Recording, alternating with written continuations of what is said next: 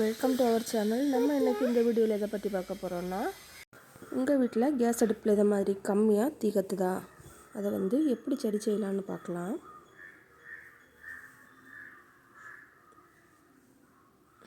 இதில் regulator of பண்ணுங்கள்.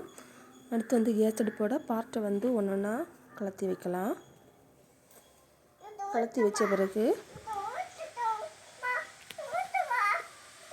இது மாதிரி ஒரு ஒயர் எடுத்துக்கலாம். அதில் உள்ள ஒரு கம்பியை முறிச்சு எடுத்துக்கலாம். முறிச்சு எடுத்த பிறகு அதை எல் ஷேப்பில் வளைச்சி எடுத்துக்கலாம்.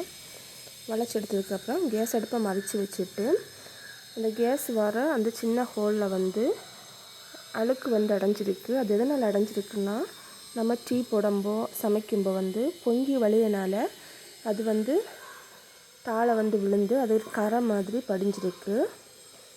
அதை இந்த கம்பி மூலம் நம்ம க்ளீன் பண்ணிக்கலாம். இந்த எல் ஷேப்பில் மடித்து வச்சுட்டு அந்த ஹோல் வழியாக குத்தி அழுக்கை வெளியே எடுத்துக்கலாம்.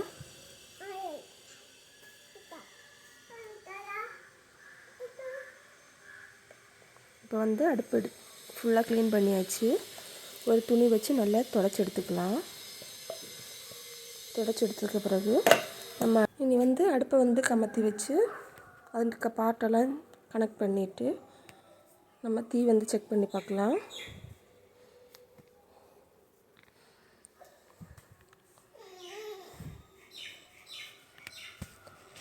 பாருங்கள், நேரமாக கற்றுனதுக்காலும் இப்போ நல்ல தீ கத்துது. உங்கள் வீட்லேயும் கேஸ் அடுப்பு கம்மியாக தீ கத்துச்சுன்னா இதை ட்ரை பண்ணி பாருங்கள். இந்த வீடியோவை ஷேர் பண்ணுங்கள். தேங்க்ஸ் ஃபார் வாட்சிங்.